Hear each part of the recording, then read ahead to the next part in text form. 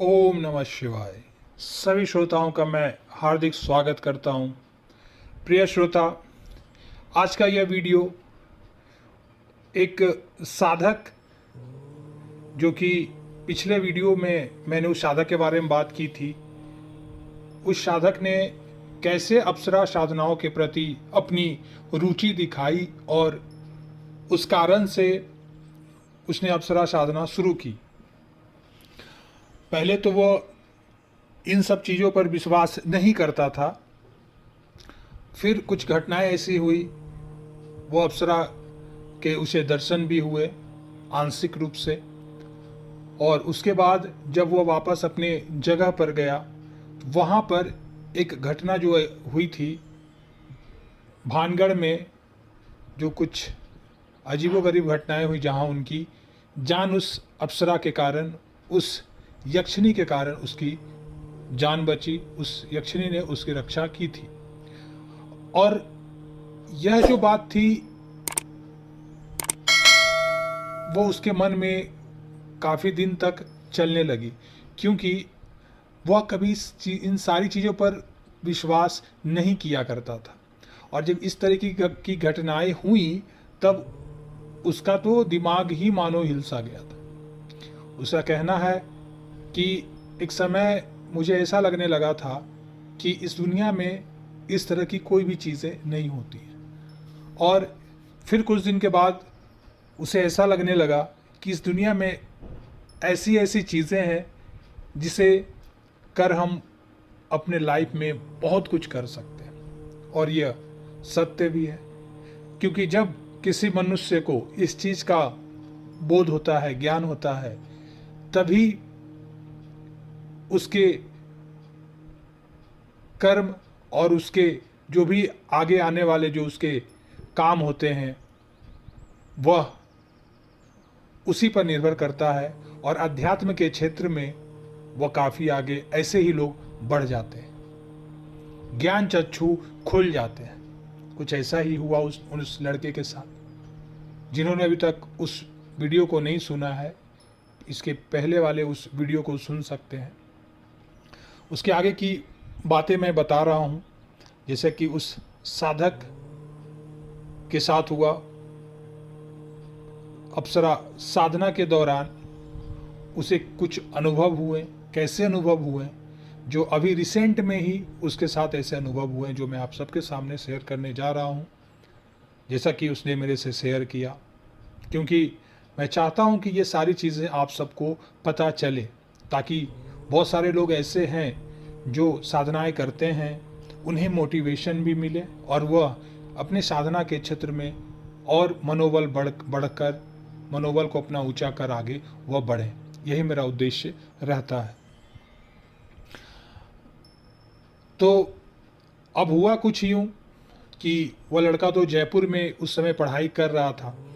उसने साधना तो जाने अनजाने में उस देवी यक्षिणी की साधना तो उसने मंत्र जप कर लिया था, और आंशिक रूप से उसे दर्शन हो भी गए थे, जो कि बहुत ही आश्चर्य की ही बात थी उसके परिवार के उन लोगों के लिए जो पहले साधनाओं में जुड़े हुए हैं, लेकिन उन्हें भी तक ऐसे कोई दर्शन प्राप्त नहीं हुए थे।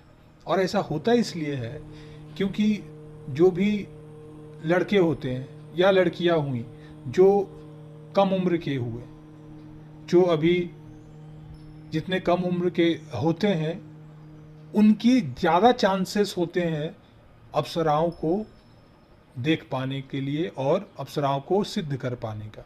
लेकिन उनके साथ सबसे बड़ी दिक्कतें यह होती है कि वह उन शक्तियों को, तो उनके पास वो शक्तियाँ तो आ जाती हैं, लेकिन वह उसका आदर नहीं कर पाते हैं, उसका सत्कार नहीं कर पाते हैं, कई बार डर जाते हैं, और इस कारण से वह शक्तियाँ रुष्ट हो जाती हैं। और इस लड़के के साथ भी बिल्कुल ऐसा ही हुआ था।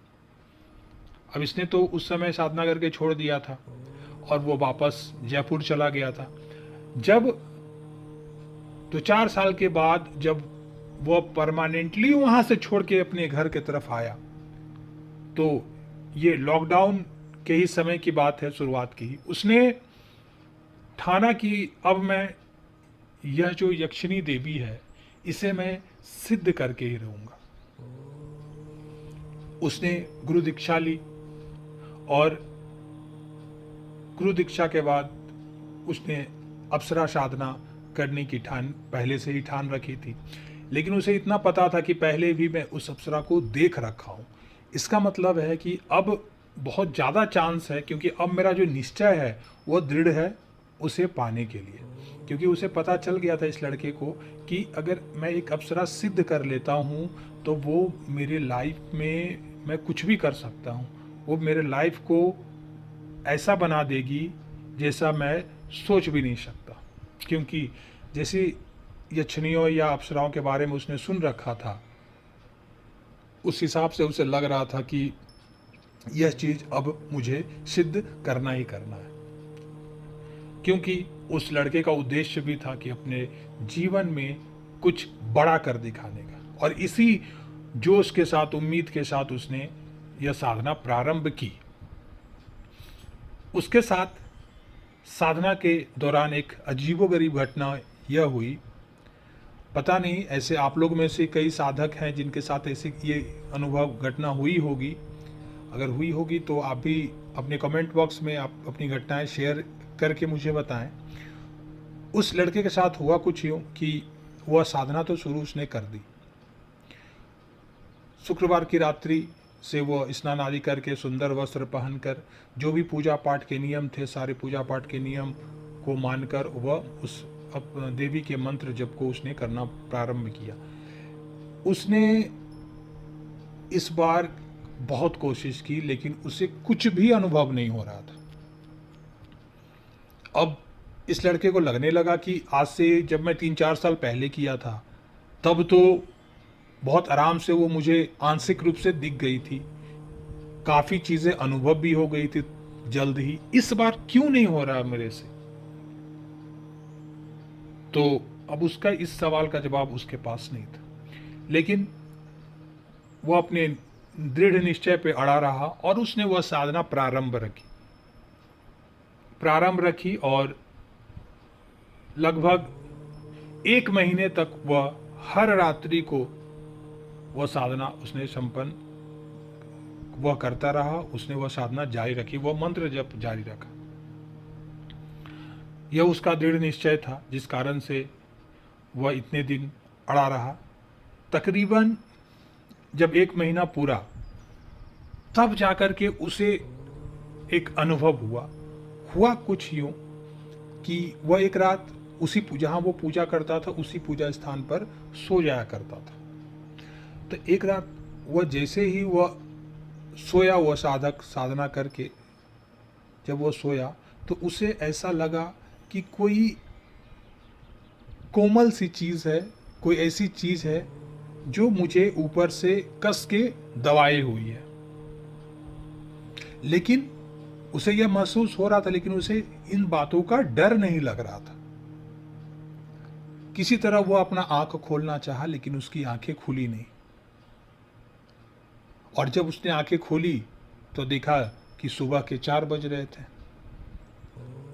उसे ऐसा अनुभव हो रहा था कि मानो उसके मन में इतनी प्रसन्नता आ गई थी कि उसका मन काफ़ी प्रसन्न रह रहा था। वह प्रसन्नचित्त हो उठा उस समय और सुबह उठकर स्नान आदि करके वह रात के बारे में सोचने लगा कि मेरे साथ ऐसी क्या घटना हुई जो मेरा मन इतना प्रसन्न है, और कुछ ऐसी चीज़ें हुई जिसे मैंने देखा और मैं बहुत खुश था, लेकिन मुझे कुछ भी याद नहीं है। तभी बातों बातों में उसने ऐनक में उसने क्या देखा कि उसके दाएं हाथ का जो बाँ है वहाँ पर 2 उंगलियों के निशान थे, और वो भी काफ़ी मतलब अच्छा निशान था, काफ़ी दूर से ही दिख रहा था, गाढ़ा निशान था। उसने यह चीज़ अपनी माता को दिखाया और घर में और सदस्यों को दिखाया कि ये पता नहीं, देखो यहाँ पर ऐसा क्या हो रखा, किसी की उंगली का निशान है। सब लोग उस निशान को आश्चर्य से देखने लगे कि ये तो किसी के हाथ का दाग है, और ये एक ऐसा दाग है जिसे हाथ से वो ऐसे रगड़ रहा था और फिर भी उस पर कोई असर नहीं पड़ रहा था। और आश्चर्य की बात तब हुई कि जब जब वो पूजा के दिन वो पूजा करते रहा, वो दाग जो है वो और गाढ़ा होते रहा, मानो जैसे कि किसी ने अपने को मतलब उंगलियों से वहाँ पर छू रखा और उसके उंगलियों का दाग वहाँ पर दिख रहा था। और यह काफी दिन तक यह दाग रहा उसके हाथ में, महीनों भर रहा। जब उसने यह पूजा प्रारंभ रखी तो वह दाग हमेशा वैसा दूर से ही अन्य लोगों को भी दिख जाया करता था। जब वो अपने कपड़े छोटा पहनता या ऊपर बाह की तरफ मोड़ता तो वहां पर वह दाग उसे दिखने लगता। यह उसे एक आश्चर्यजनक चीज हुई जो उसे दिखने को मिली। फिर उसने यह साधना जो उसने प्रारंभ ही रखी, उसने यह साधना बंद नहीं रखी। उसी दौरान उसके साथ एक और घटना हुई कि एक रात उसने पूजा वगैरह साधना संपन्न उसने किया और उसके बाद जब वो वहां पर सोने के लिए लेटते ही जैसे ही उसने आंखें बंद की, तो अभी उसे नींद नहीं आई थी, उसने जैसे ही आंखें बंद की, उसके आंख के ऊपर एक कोई देवी, कोई स्त्री थी जिसका चित्र उसके आंखों के आगे आ गया, जैसे कि सामने एकदम समीप में कोई स्त्री खड़ी है। एक सुंदर सी स्त्री का चेहरा उसके नज़र में आ गया और वह सो नहीं रहा था, वह जगा हुआ था। उसने अचानक देखा तो उसे थोड़ी सी घबराहट होने लगी कि ये कौन है, और उसने आंख खोलने की हर संभव प्रयास की क्योंकि वो जगा हुआ था, लेकिन उसकी आंखें खुल नहीं रही थी। वो अपना हाथ भी उठाना चाह रहा था तो उसका हाथ भी नहीं उठ रहा था, क्योंकि यह वह देवी ही थी जिसने इसकी आंखें बंद की और इसके चेहरे पर आ करके अपने आप को इसे दिखाया। और थोड़ी सी वह नाराज थी।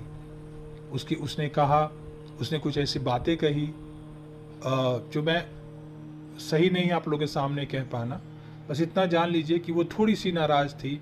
और उसके पीछे कारण यह था क्योंकि इस लड़के ने 3-4 साल पहले उस देवी को बुलाया था, उसकी साधना की थी, और जब वो देवी आई तो इसने वह पूजा को, उस साधना को छोड़कर वो वहाँ से चला गया था। तो ऐसा करने से किसी भी देवी देवता अप्सराओं का अनादर होता है, और जब एक बार वो रुष्ट हो जाती हैं तो उन्हें मनाना भी काफ़ी कठिन काम होता है। लेकिन अगर एक बार मान जाएंगी तो सिद्ध भी जल्दी ही हो जाएंगे, और सिद्ध होने के बाद तो जो साधक या साधिका की लाइफ ही चेंज हो जाती है। तो उस अप्सरा ने, उस देवी ने उसकी आंखों को बंद करके अपनी जो भी बातें कहनी थी उस साधक को कही। उसके बाद थोड़ी देर के बाद उस साधक की आंखें खुली। खुलने के बाद वह साधक काफ़ी चौंक सा गया था, क्योंकि अगर आप सोचो कि किसी व्यक्ति के साथ अगर ऐसा हो कि वह कोई पूजा कर रहा, उसके आंखों के समीप वह देवी आ जाए जगे हुए में ही, और उसका आंख वह खोल नहीं पा रहा, हाथ पैर हिला नहीं पा रहा, तो उसे अजीब तो लगेगा ही। लेकिन सबसे बड़ी बात, लोग डर जाते हैं कि यक्षिणी है या कोई देवी है उससे डर लगेगा, ऐसा बिल्कुल भी नहीं होता है। ऐसे लाखों अनुभव है, ऐसे मेरा अनुभव है, बिल्कुल भी डरने की कोई बात नहीं है। बस ध्यान रखना चाहिए कि किसी देवी का अनादर ना हो। अनादर होने पर भी वह अपने साधक या साधिका को नुकसान नहीं पहुंचाती, बस रुष्ट हो जाती हैं, आपके समीप नहीं आएंगी, लेकिन आपकी कभी आपका हित नहीं करेगी। तो ऐसे ही उस लड़के के साथ हुआ। ऐसी तो 1-2 घटनाएं हुई। एक उसके हाथ में जो उस अप्सरा की उंगलियों का निशान था वह, और यह उस लड़के के मन में यह बात हमेशा घूमते रहती थी कि उस अप्सरा ने मुझे यह निशान क्यों दिया, क्या कारण है कि उसने अपना यह निशान मेरे शरीर पर दिया है। अगर आप लोगों की भी कोई राय, व्यक्तिगत राय है, तो आप कमेंट बॉक्स में इस बारे में बताएं कि उस अप्सरा ने ऐसा क्यों किया कि उसने अपना हाथ का कुछ निशान उसके शरीर पर दे दिया, और जो अभी तक वो निशान दिखता है। वो लड़का अभी भी उस साधना में लगा है। अब रुक रुक कर जब जब टाइम मिलता है वह साधना वह करता है, क्योंकि अब उसके साथ हुआ ये क्योंकि 31 दिन तो उसने साधना की, और ऐसे हाथ का निशान आना या उसके आंखों पे वो अप्सरा का आ करके उसे कुछ समीप आकर के कुछ बोलना, ये दो चीज़ें तो थी ही। उसके बाद उस लड़के की क्या बोलते हैं, जॉब लगी, कहीं सरकारी जॉब लगी, और सरकारी जॉब लगने के कारण उसकी साधना रुक गई। और हुआ भी ऐसा क्योंकि वह साधना के बिल्कुल निकट था, वो अप्सरा को सिद्ध करने के। और ऐसी घटनाएं लगभग सबके साथ होती है कि जब भी आप अप्सरा साधना के इसको सिद्ध करने के एकदम निकट पहुंच जाओगे तो आपके लाइफ में बहुत सारी चीज़ें, या तो आपको इतना धन मिल जाएगा या बहुत बढ़िया नौकरी मिल जाएगी, ऐसी ऐसी चीज़ें हो जाएगी जो अनएक्सपेक्टेड होती हैं, जो आप सोच भी नहीं सकते, लेकिन आपके मन में वो चीज़ें चलती हैं, तो ऐसी कोई बड़ी घटनाएं हो जाती हैं जिस कारण से आपका पूरा ध्यान उधर चला जाता है और साधनाएं रुक जाती है। और ऐसा भी इस लड़के के साथ हुआ। लेकिन इस लड़के ने उस देवी को के दर्शन कर रखे थे, उस देवी की हेल्प ले रखी थी, उस देवी को साक्षात आंखें बंद करके भी वह देख लेता था, और सामने तो देख ही रखा था। उस देवी के हाथ का निशान भी उंगलियों के उसके शरीर पर था। और उसके बाद इस लड़के की लाइफ ने गजब का बदलाव आया, क्योंकि ये जो उसके साथ जो उसकी गवर्नमेंट जॉब लगी, सरकारी जॉब लगी, वह अनएक्सपेक्टेड था। सडनली इसने कभी एक फॉर्म था ज़बरदस्ती भर दिया था, एग्ज़ाम हुआ उसने ऐसे ही दे दिया और उसमें उसका हो गया जो उसने कभी एक्सपेक्ट नहीं किया था। इस कारण से इसका मन जो है, फिर इसने साधना से इसको थोड़ा सा हटना पड़ गया। अब जो है यह लड़का वो साधना उतना तो डेली नहीं कर पाता है, लेकिन अब इसकी लाइफ बहुत अलग हो चुकी है। और इस लड़के को जो अनुभव हुआ है अप्सरा का, वह बहुत ही अजीब रहा, क्योंकि यह लड़का बिल्कुल ही इन सारी चीज़ों को नहीं मानता था। और अब उसने ऐसी चीज़ें देख रखी हैं जो वह किसी को बता भी नहीं सकता, और किसी को बताए तो बहुत लोग समझ भी नहीं सकते। इन चीज़ों को समझ वही सकते हैं जो इन सारी चीज़ों से जुड़े हुए हैं, जो इन सारी चीज़ों को जिन्होंने देखा है, जाना है। आज भी ऐसे बहुत सारे लोग हैं, यूट्यूब पर भी हैं, जो इस तरह जो वीडियो देखते हैं, साधनाओं से रिलेटेड वीडियो देखते हैं, सुनते हैं, जानते हैं, अनुभव लेते हैं, लेकिन कमेंट करेंगे कि ऐसी कोई चीज़ें नहीं होती, क्योंकि उन्हें इन सब चीज़ों का ज्ञान नहीं है, उन्होंने ऐसी चीज़ें देखी नहीं है। तो ऐसा कुछ हुआ इस लड़के के साथ। और भी यक्षिणी को लेकर के और भी बहुत सारी अनुभव है जो मैं आप सबके सामने लाता रहूँगा।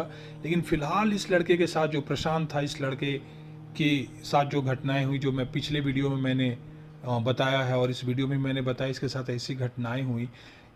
देखिए, सब का क्या एक मेन चीज़ बात क्या निकल कर आती है इस लड़के के अनुभव के, कि बहुत लोगों के मन में ना यक्षिणी साधना को लेकर बहुत सारी धारणाएं बनी हुई हैं कि उससे अहित होता है या डर लगता है या जो भी चीज़ है। ऐसी बिल्कुल भी चीज़ें नहीं होती है, यह मेरा खुद का अनुभव है। ऐसी बिल्कुल चीज़ें नहीं होती हैं, बल्कि आपका मन इतना प्रसन्न रहता है, आपके शरीर में इतनी ऊर्जा आ जाती है, आपके शरीर में इतनी तेजस्विता आ जाती है, आपके पास पैसे वैसे की कभी कोई कमी नहीं रहेगी। अगर कोई प्रॉब्लम समस्या है छोटी से बड़ी, वो अपने आप सॉल्व हो जाती है। और ऐसी बहुत सारी चीज़ें होती हैं ना कि आपकी लाइफ ही बदल जाती है, बिना सिद्ध हुए कि मैं बात कर रहा हूँ। और अगर सिद्ध हो जाने पर तो आप जीवन में हर चीज़ पा सकते हो।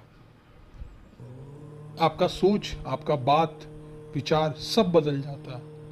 अभी आप जो सोच रहे हो उस समय आपकी सोच अभी से बहुत ज़्यादा एडवांस हो जाएंगी, आपका शरीर अभी से बहुत ज़्यादा यौवनवान हो जाएगा,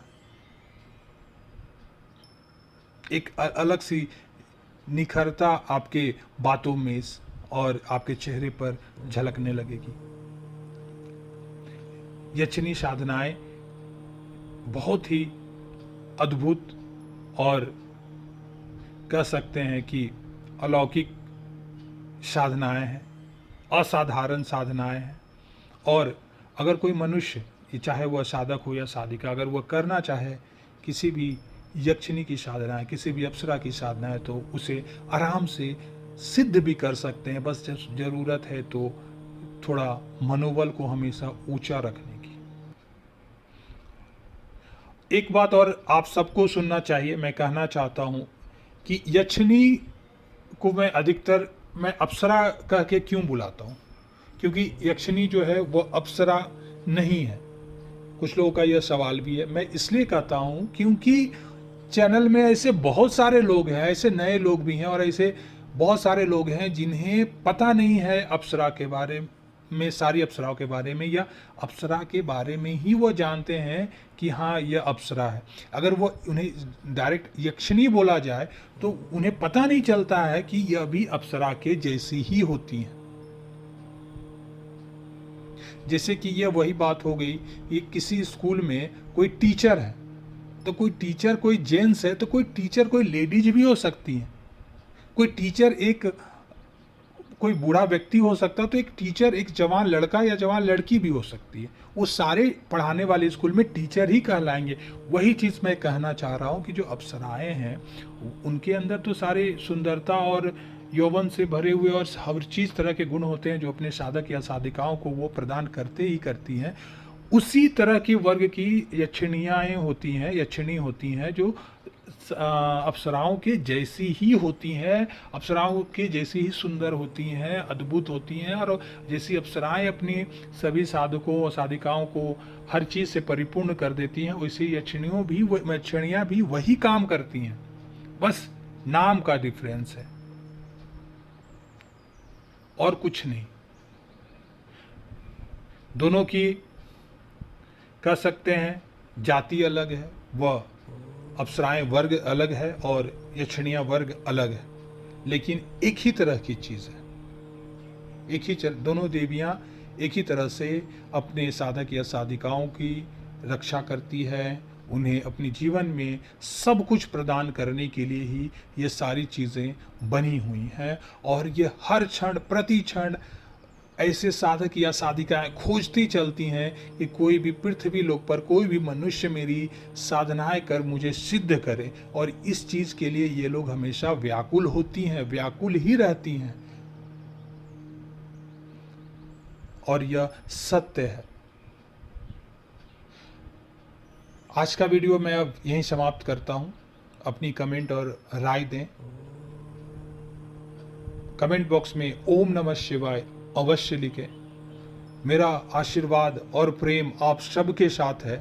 भगवान शिव गुरुदेव आप सबका कल्याण करेंगे। एक बार प्रेम से बोल दीजिए ओम नमः शिवाय।